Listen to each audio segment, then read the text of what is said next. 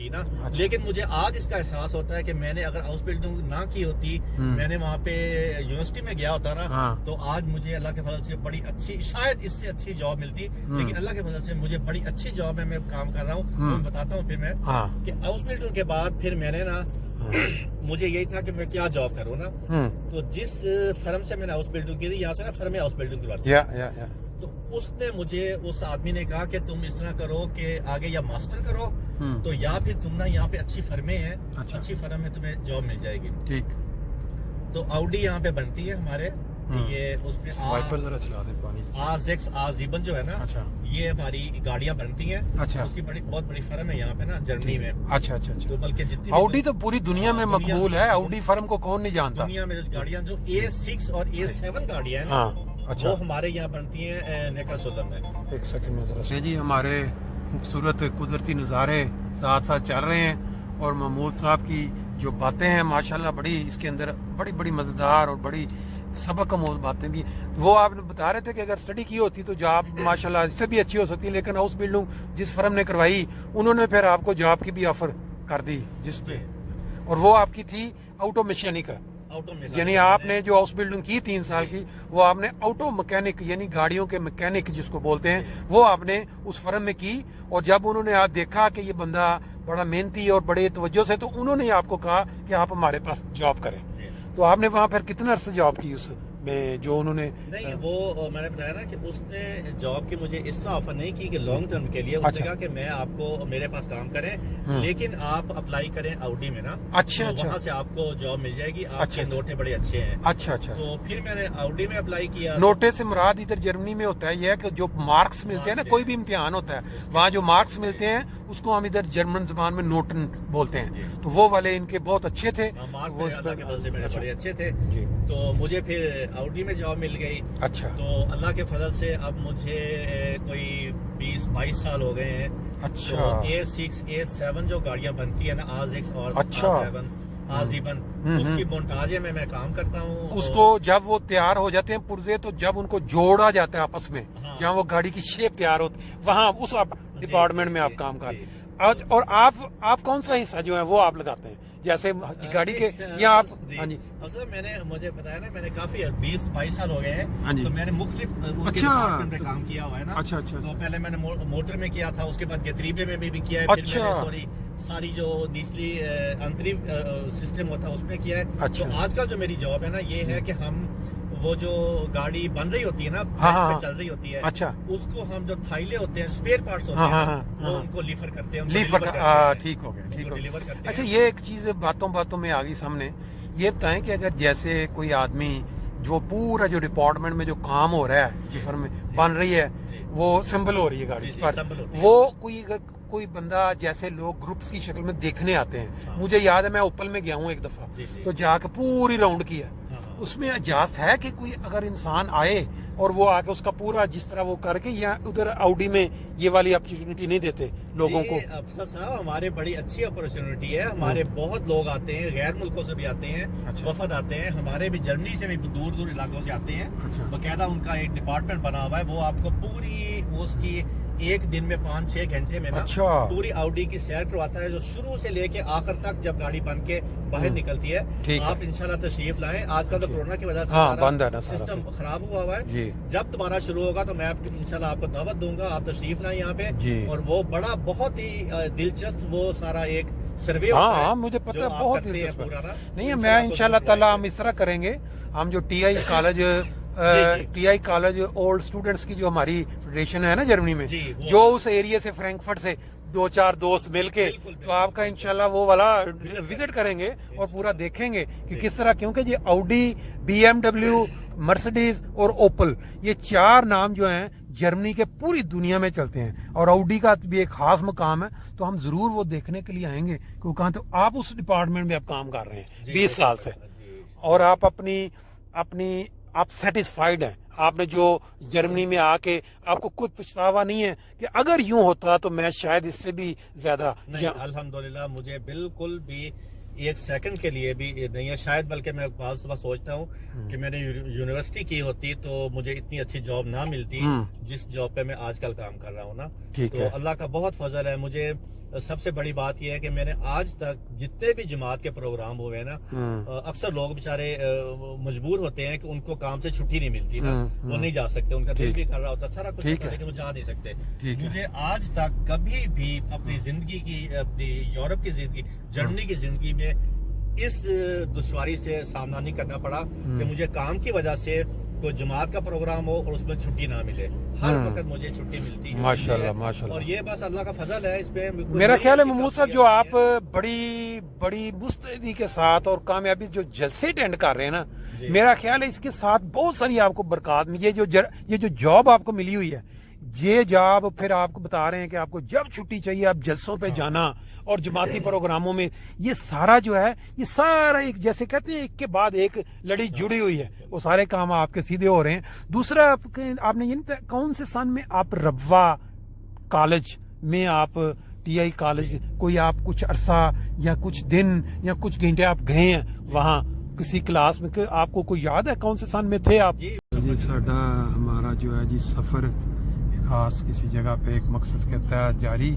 महमूद साहब हमारे साथ हैं। तारफ पहले करवा दिया। टीआई कॉलेज रबवा के जो ओल्ड स्टूडेंट्स जो वहाँ पढ़ चुके हैं, पूरी दुनिया में मुख्तलिफ ममालिक में अब आबाद हैं, उनके साथ जो गुफ्तगू का जो सिलसिला है वो हमने शुरू किया है। और महमूद साहब के साथ बातों बातों में ये पता चला कि इनका माशाल्लाह एक वर्ल्ड रिकॉर्ड भी है जमाती जलसों पे अटेंडेंस के हवाले से। और दूसरा, इन्होंने अपना बड़ा ईमान अफरोज बातें बताई हैं कि किस तरह जब ये अपना हाउस बिल्डिंग या वो जो डिप्लोमा के दरमियान कोई छुट्टी नहीं और इनको जलसा अटेंड करना था, तो वो जो लोग उनकी बातें और अज़म देख के उन्होंने इनके लिए कैसे कैसे रास्ते निकाले। या इमिग्रेशन पे जब ये पहुंचे तो इमिग्रेशन वालों ने जो सलूक किया इनके साथ स्टार्ट में, जब उन्होंने देखा कि कुरान पास इनके पास है तो उनका बिल्कुल रवैया चेंज हो गया। फिर ट्रेन मिस होने के बाद उन्होंने एक्स्ट्रा खुद दूसरी ट्रेन में बिठाया। इस तरह की कई बातें इनके पास हैं, जिससे एक रिजल्ट निकलता है कि अगर इंसान की नीयत नेक हो और मकसद या इरादा नेक हो तो अल्लाह ताला जरूर मदद जरूर करता है। हमारे यहाँ पाकिस्तान से अब भी आजकल भी लोग आ रहे हैं और आते रहेंगे। उनका जो सिस्टम है, जो है वो ये है कि वो आके अक्सर इधर शॉर्टकट करते हैं, लग जाते हैं पैसे बनाने पे। अगर वो थोड़ा सा सब्र से काम लें और जब वो केस वगैरह का मामला होता है, जब इंटरव्यू होता है जर्मनी में जो सिस्टम है, तो उसमें अगर वो सही सच बोलें और ये यकीन रखें कि खुदा ताला ने उनको हर चीज़ का अजर देना है। और के तो अभी आजकल जर्मनी में बहुत सारे केस सिर्फ इस बात पे एक्सेप्ट हो रहे हैं कि जी वो आप क्या करते हैं। वो जो जज पूछता, कहते हैं जी हम जमात की खिदमत करते हैं, हम तबलीग करते हैं। वो कहते हैं आप हमें सबूत दें, क्या सी खिदमत करते हैं? जी हमारा जब जलसा होता है हम वहाँ लंगर बनाते हैं, तस्वीरें दे दी जी, हम तबलीग के लिए जाते हैं, हम जाके वो इन बातों पे उनका केस एक्सेप्ट कर लेते हैं। बहुत सारे वाकयात, एक ने इवन यहाँ तक कहा कि जी आप अपने खलीफा के ये जो खुतबा होता है वो सुनते हैं? उसने कहा जी हाँ सुनते हैं। उसने कहा कैसे सुनते हो? उसने कहा जी हमने अपने हैंडी जो है उसके ऊपर। तो उसने कहा कि अच्छा ठीक है, अपने हैंडी के ऊपर है तो बताओ मुझे, दिखाओ किस ऐप पे आप सुनते हो। उसने उसका हैंडी लेके चेक किया कि उसने दिखाया कि ये ऐप है, या हमारा लाइव खुतबा। उसने कहा ठीक है, तुम्हारा केस एक्सेप्ट है। तो ये वाले वाकयात चलते चलते मेरी बात महमूद साहब से भी चल रही है। बेशुमार वाकयात हैं, इनका काफी लंबा इंटरव्यू इंशाल्लाह इनको पार्ट्स में हम आपको दिखाएंगे। जी महमूद साहब, आप कुछ बताने लगे थे इस बात से, इस वाले से कोई मुख्तसर बताएं वो जो केस। अच्छा, आपने बात की है इजलासात की और हुजूर के खुतबात की। मुझे अल्लाह ताला के फजल से ये भी एक एजाज हासिल है कि जमात हाइब्रोन में, हालांकि मैं बहुत बाद में आया हूँ, यहाँ बड़ी हमारी बहुत पुरानी जमात है, यहाँ पे मेरा ख्याल 30-35 साल से कायम है, मरकज को जानता है।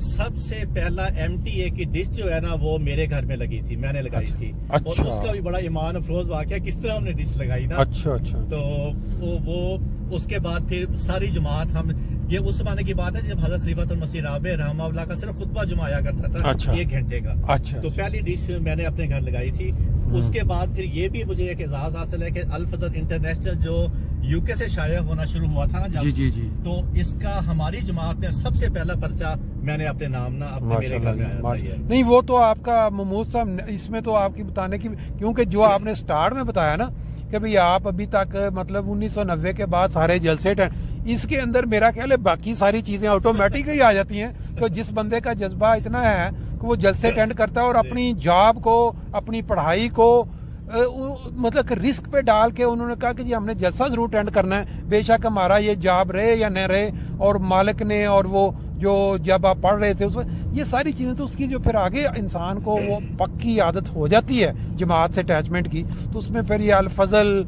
और फिर ये MTA का जो आप बता रहे हैं, ये बहुत बड़ी हिस्ट्री है आपके पास माशाल्लाह।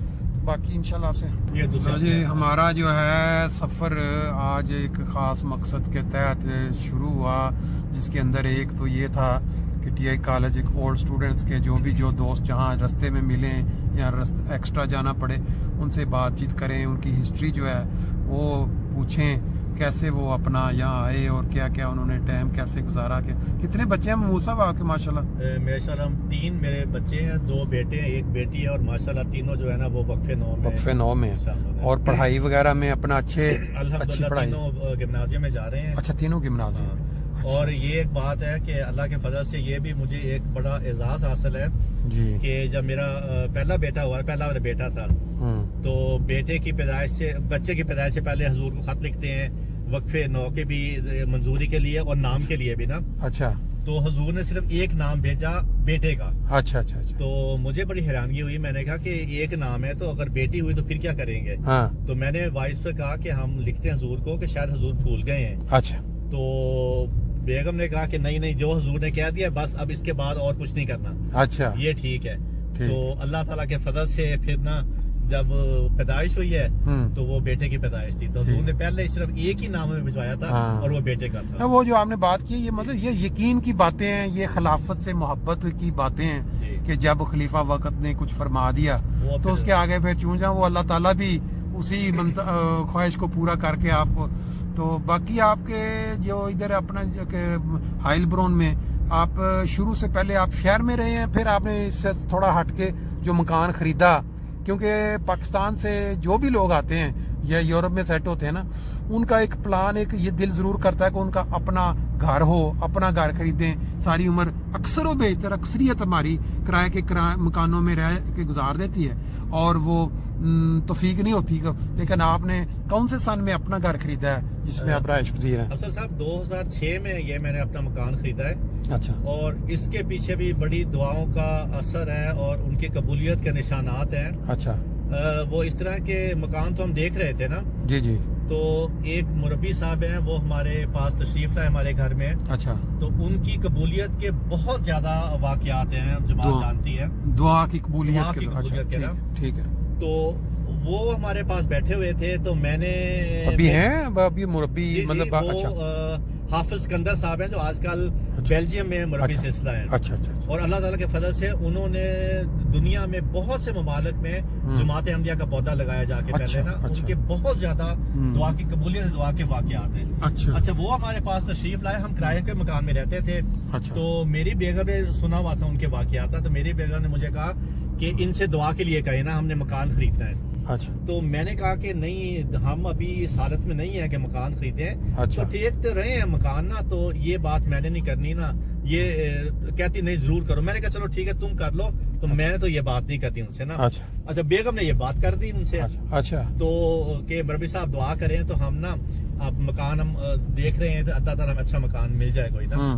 तो उन्होंने हमें मशवरे भी दिए, मुरब्बी साहब ने बड़े अच्छे इस सिलसिले में। अच्छा। तो उन्होंने मुझे कहा कि इंशाल्लाह दुआ भी की उन्होंने हाथ उठा के, और मुझे बाद में कहा, हमें कहा फैमिली को कि अब दोबारा जब मैं आऊंगा ना आपके घर में, तो आपका अपना मकान होगा। अच्छा। तो मैंने कहा, मैंने ऐसे मजाक में कह दिया ना, मेरे उनके साथ बड़े अच्छे दोस्ती मजाक में भी है ना बात। अच्छा, सारी। अच्छा। तो दोस्ताना माहौल हमारा भी है। तो मैंने कहा मुरब्बी साहब अगर आप अगले हफ्ते दोबारा हमारे घर आ गए तो फिर तो वो बड़े जलाल में आ गए ना। अच्छा। तो उन्होंने कहा कि तुम्हें खुदा ताला पे इतना भी यकीन नहीं है हाँ। कि एक हफ्ता तो बहुत दूर की बात है, क्या एक हफ्ते में आपको मकान नहीं दे सकता वो? अच्छा। तो मैं बड़ा शर्मिंदा भी हुआ, तो मैंने कहा नहीं, मैंने तो ऐसे ही एक बात की थी। तो कहते नहीं ऐसी बात नहीं करनी चाहिए। मैंने कहा, मैंने माजरत भी की। अच्छा। तो यकीन करें, वो फ्रैंकफर्ट में आए हुए थे। अच्छा। डॉक्टर अतर साहब के पास मेहमान थे वो। अच्छा। हमारे जो ह्यूमैनिटी ट्रस्ट के चेयरमैन है। हाँ हाँ।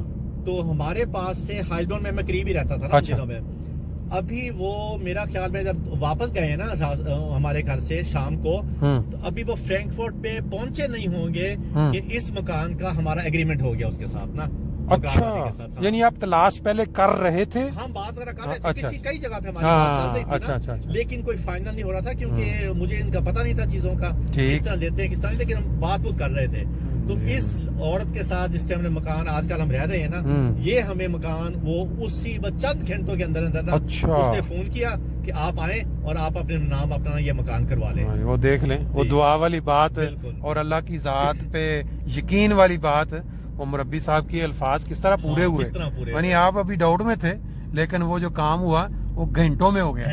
अभी आप वो उसी मकान में अब आप ये हाइलब्राउन से कितने किलोमीटर दूर साथ है? हाइलब्राउन से 12-15 किलोमीटर है, लेकिन हमारी फर्म के बिल्कुल पास है। अच्छा, आप जहाँ काम करते हैं वहाँ करीब। यानी ये आपको बहुत बड़ा एडवांटेज है कि जहाँ आपका पक्का काम है वहाँ से आपने निकलने, ये बहुत बड़ा एडवांटेज है, क्योंकि ये भी बहुत कम लोगों को सहूलत मुयसर होती है। अफसर साहब, मैं यहाँ भी एक बात करूँ जी, कि जब ये मकान हमें और औरत ने सिर्फ लफ्जों में दे दिया ना जी जी, तो उसके बाद यहाँ पे कई और लोगों को पता चला कि ये मकान ना महमूद ने खरीद रहा है ना। अच्छा। और वो उस औरत के पास गए और उसको जाके मजीद पैसों की ऑफर भी की। अच्छा। कि हम तुम्हें इतने पैसे देते हैं तो तुम हमें ये मकान ना दो।